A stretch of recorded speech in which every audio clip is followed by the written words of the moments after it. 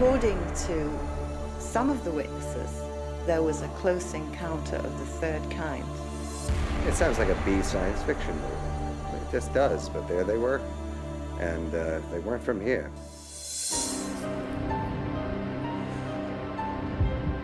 These stories are some of the strangest experiences ever described in the UK. We can't tell if they're true, but they are all recounted by ordinary people. Now they are your witnesses.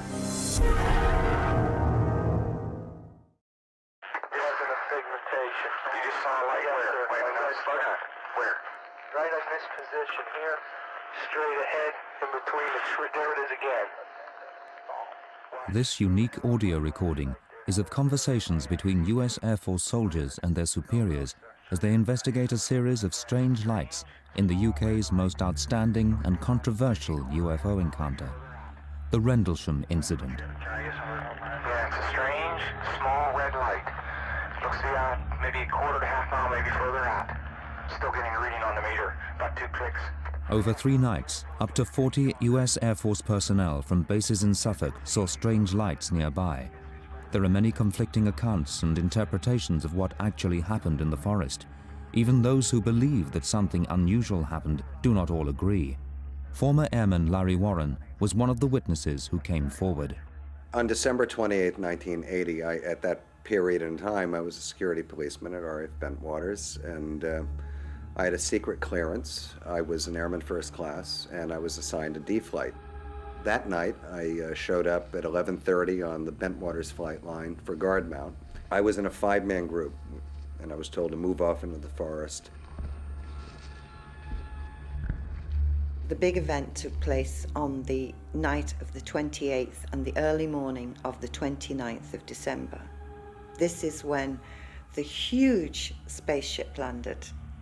It was about 30 foot wide and multiple colors, sort of spinning if you like. And there were about 30 to 40 witnesses in this incident. I think it's something other than the ground. I think it's something variable here. The first 2 witnesses that were involved in this incident were told to go out to investigate lights over the forest. There is no doubt about it. There's some type of strange. The first thing I saw was a probably 50 foot across diameter, yellowish green translucent object on the ground. It was probably a foot in height. It was attached to the ground. It wasn't hovering above it, but had shape and definition. You could see through it at times periodically, and the lights went from green to yellow mist, is all I can describe it as. It was like a platform, but fluid. Beyond all this was a farmer's house, and there was a light on the 2nd floor. There was a car in the driveway, and there were people probably outside watching this also. We do have evidence that the first incident took place because we've got the photograph of the landing site. Also, a patrol went out following this and took radiation readings. Setting your glow with a red flash. We just crossed the creek. Here we go. On the 29th of December, 2 days after the original sighting, the soldiers took radiation readings and mounted cameras in the area to see if they could make some sort of sense of the situation. To my right, there was a motion picture camera on a tripod, and someone else had, at that time, a video camera filming everything I'm about to describe. That night, Larry Warren claims he witnessed alien life forms. The place of the explosion of light was this triangular structured object that had like a rainbow effect on it. It had boxes and pipes or things on its surface. It looked very heavy. It looked very old. I had this feeling it was this old thing. I don't know why. Time seemed to be at half speed. I wasn't looking at this as a rational, normal person. I don't know how it affected others. There was no heat. There was no sound that I can recall. In fact, everything was almost like in a vacuum. Weird. It appears to be maybe moving a little bit this way. Some people ran off, retreated quite quick. The cameras were filming this the whole while. Some people just stayed in place. We were probably shocked, you know. The man in charge of the patrol was Lieutenant Colonel Charles Holt. Larry Warren remembers the encounter his team had in the forest, as recorded on the US Air Force tape. Halt's tape actually describes the beginning of this event, as seen from about 200 yards away through the trees, where the red light comes in and then there's an object or something explodes, and that's what they were seeing in Capel Green through the forest. Okay, we're looking at the thing. We're probably about 200 to 300 yards away. It looks like an eye winking at you. It's still moving from side to side. And when you put the star scope on it, it sort of has a hollow center, a dark center. It's like a pupil of an eye looking at you and winking. There's one on the right heading away, too. Yeah, they're both heading north. Hey, here he comes from the south. He's coming toward us now. Now we're observing what appears to be a beam coming down to the ground. This is unreal. This light came around this blind side of the object. I never saw the back of it. It couldn't move from the area it was in. And inside the light were these, the light diminished in brightness. It was a foot off the ground, and there were what you'd only describe as children at that time. I wasn't the only one that did it. Some other people said I thought these were children. And they had 4.5 feet tall, above the ground, very bright, translucent at points. You couldn't see the lower extremities, but you could clearly see the face, and it wasn't human. But it seemed like it was either a projection, or it was separate from us, or it was protected from us. It was, but it was alive. There was no doubt in my mind the way these things moved, the upper extremities. There was a noise behind us at one point, and the arms on one of these three beings raised, almost like this, in a defensive posture. It had some kind of equipment around its belt, all three of them. And I mean, it sounds like a B science fiction movie. I mean, it just does, but there they were. They weren't from here at all. According to some of the witnesses, there was a close encounter of the third kind. There was actually beings. These were translucent. They were almost human-looking, but translucent. The witnesses were absolutely in a terrible state. I mean, these are military men. We see strange strobe-like flashes to the rather sporadic, but there's definitely something, some kind of phenomenon. 305. He approached these things. There's been misstatements over the years that there was communication with sign language and all this, like close in the movies. It wasn't. It was definitely a visual standoff. A very uncomfortable one, so it looked, with this phenomenon. 315, now we've got an object about 10 degrees directly south, 10 degrees off the horizon. Some of the other people looked totally buried, like everything they knew collapsed. It was done. We're observing what appears to be a beam coming down to the ground. We were called off by our shift supervisor back to the staging area, parking area. And it seemed the lower ranking guys were called off first, so I gladly left. I looked over my shoulder, my left shoulder, as I was going over the rise, and this face-off was still going on this field called Capel Green. And I'll never forget it. And there it was. We got back to the vehicles and left. We're turning around and heading back toward the base. The object to the south is still beaming down lights to the ground. The witnesses were believed. They made statements. The British police were also called out where the UFO had landed, and they found 3 indentations in the ground, which were photographed.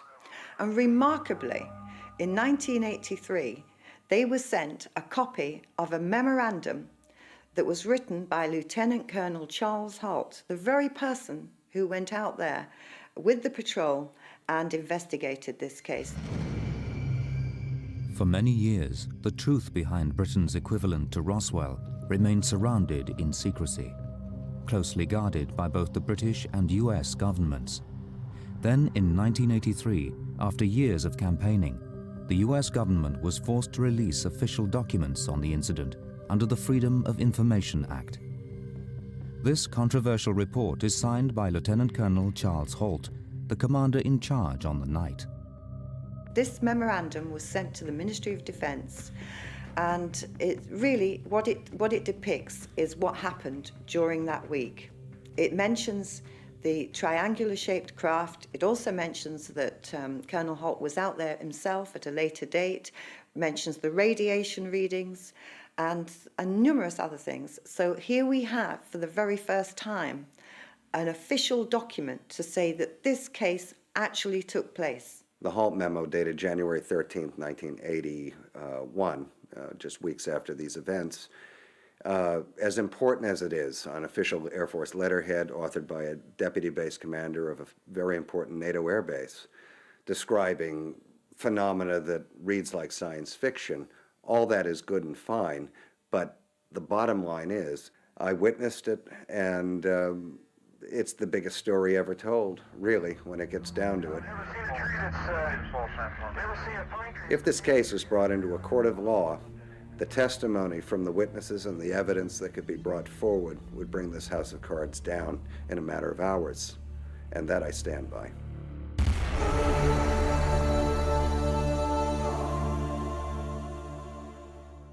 Over 3 nights in December 1980, a series of strange lights was seen at a US Air Force base near Rendlesham Forest in Suffolk. The lights were investigated by military police, but they could find no explanation for the extraordinary sights. In an official memo written by Lieutenant Colonel Charles Holt, he described his men as reporting seeing strange objects in the woods. Early in the morning of December 27th, 1980, approximately 0300 hours local, 2 USAF security policemen, the individuals reported seeing a strange glowing object in the forest. The object was described as being metallic in appearance and triangular in shape. 150 feet or more from the initial, I should say, suspected impact point. Having a lift going, we can't get the light on the Itself had a pulsing red light on top and banks of blue lights underneath. The object was hovering or on legs. As the patrolman approached the object, it maneuvered through the trees and disappeared. The next day, according to Holt, the site was checked for evidence of anything unusual. The next day, 3 depressions, 1.5 inches deep and 7 inches in diameter, were found where the object had been sighted on the ground. It was checked for radiation. Beta gamma readings of 0.1 milliroentgens were recorded with peak readings in the 3 depressions and near the center of the triangle formed by the depression. On the evening of the 3rd day, Holt himself reported further sightings of unexplainable lights in the sky. Red sun-like light was seen through the trees. It moved about and pulsed. At one point, it appeared to throw off glowing particles and then broke into 5 separate white objects. The object to the south was visible for 2 or 3 hours and beamed down a stream of light from time to time. Numerous individuals, including the undersigned, witnessed the activity. Police were called in. After their initial examination, they found nothing significant. They decided that they too could see nothing further to investigate. Now, the British police were also called out on the night, on the time it took place, but they were actually called at 4 a.m. in the morning when it was all over. So what we have now is a police officer who is saying, oh, but there was nothing there when I went out to investigate it. But of course it was all over by that time. The official line was that the lights had an innocent, rational explanation, possibly the beam from a nearby lighthouse, but some still think differently.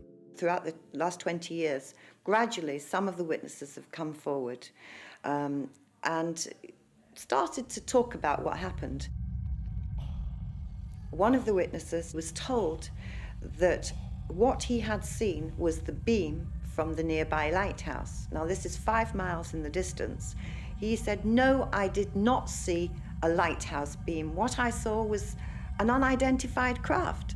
They kept on, and in the end, he finally said, okay, it was the beam from the nearby lighthouse. He was so upset about this that when he was returned back to his quarters, he actually thought of going AWOL. Official reaction from the US Air Force and the UK Ministry of Defence was the same and remains so to this day. The Ministry of Defence have denied this incident took place. In other words, they just say, oh, it was lights in the sky. It was of no defence significance. No matter how many times people talk about it, no matter how many witnesses come forward, the Ministry of Defence continued to deny that this incident took place. The Ministry of Defense statement was clear and unambiguous. The lights posed no threat.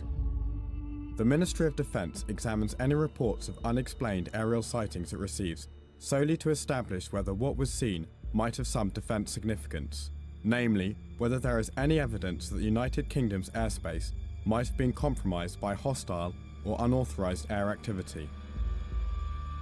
The judgment was that there was no indication that a breach of the United Kingdom's air defences had occurred on the nights in question, and no further investigation into the matter was deemed to be necessary. The government of Great Britain has always said these events were of no defense significance. And I countered that by saying we had the largest backline supply of tactical nuclear weapons in NATO secretly housed in East Anglia. These objects were flying with impunity over the weapon storage areas, firing beams of light down to the ground at these hardened weapon storage areas, adversely affecting the ordnance in. That sounds to me like it's extreme defense significance. There are actually a number of reasons why the British and American governments would not want to admit that this very powerful incident took place. At that particular time, it was the height of the Cold War. The bases deployed nuclear weapons that we weren't supposed to know about. There was a lot of conflicts going on in the world.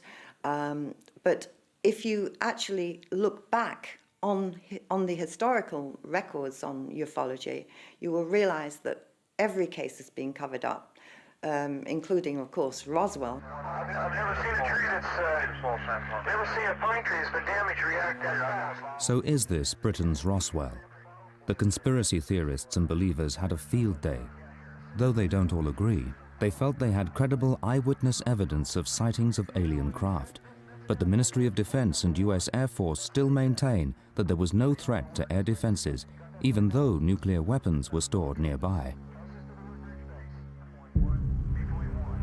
There could be a whole host of reasons why we're talking about a cover-up. It could, in its simplest form, be bureaucracy. It could be red tape, and it's nothing more than that. I mean, our own Official Secrets Act here in the UK buries things for years. Some of it is quite trivial, and there's no reason why it shouldn't be released. It's just that that's the way bureaucracy works. Again, it could be that that's the way bureaucracy works regarding the Rendlesham events.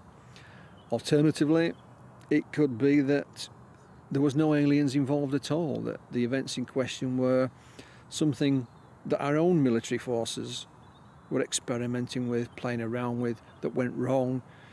So therefore there's a reason for hiding this. You know, military blunders in the past have been hidden for a long, long time. Again, if it is an alien presence, who knows the reasons why this may be kept secret. Amid the many conflicting stories of the Rendlesham incident, whether it was a lighthouse beam or other rational explanation, Larry Warren still believes that he saw alien beings that night. To the best of my knowledge, Larry's the only one that actually states that aliens were there at the time, were responsible for this, that he physically saw aliens. I'm not sure that any of the other witnesses to these events even talk about aliens. But to be fair to Larry, he said on many occasions that if you take Larry Warren out of the whole Rendlesham story, there is still a story there. And he's absolutely 100% correct. How do I know the truth on these events? I know from firsthand experience, and 23 years later, I'm looking for answers still. I was 19 years old when it happened. I'm in my 40s now, and I'm still looking. And I think everyone else that went through them in their own ways are doing the same thing. I don't know what the great truth of who they were that was there. I know the object I saw was not built in Detroit, and I know the pilots weren't lighthouse keepers. It's to be funny about it, but the explanations, the counter-explanations, are more ridiculous than the fact that there was a non-human presence in that forest on the night I was involved, and that was the third night that involved the most participants. I've named them for years, long before this was any part of pop culture at all.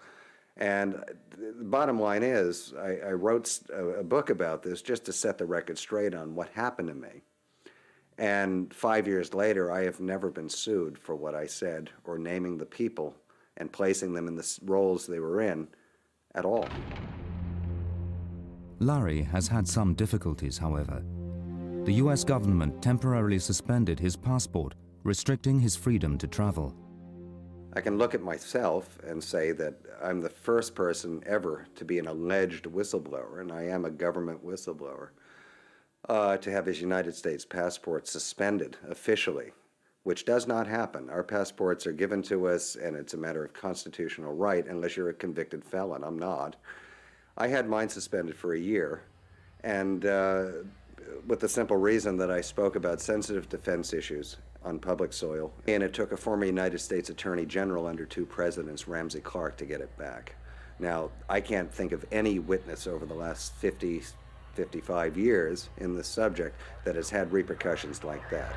Getting a definite heat reflection off the tree, about 3 to 4 feet off the ground? Yes, where the spot is, the same place as the spot. 20 years after the event, the Ministry of Defense released documents relating to the Rendlesham incident. But this was not enough to satisfy the believers.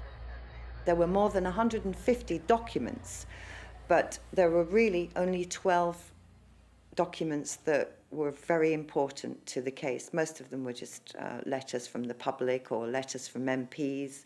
I mean, over the years, members of Parliament have asked questions in the House of Lords, you know, but still, the Ministry of Defence denied that this incident was of any defence significance. I had the opportunity to interview Margaret Thatcher in 1997. And of course, Margaret Thatcher was the Prime Minister in 1980 when this incident took place. I talked to her about military personnel, scientists who are now coming forward and talking about their encounters. She turned around and said, "You have to have the facts and you can't tell the people." Now, why can't I tell the people? Why can't the people be told? But if you think about it, does the government know what's going on? I mean, are they able to deal with this? What president or prime minister would want to risk their reputation by standing up and saying, "Yes, we have had contact"?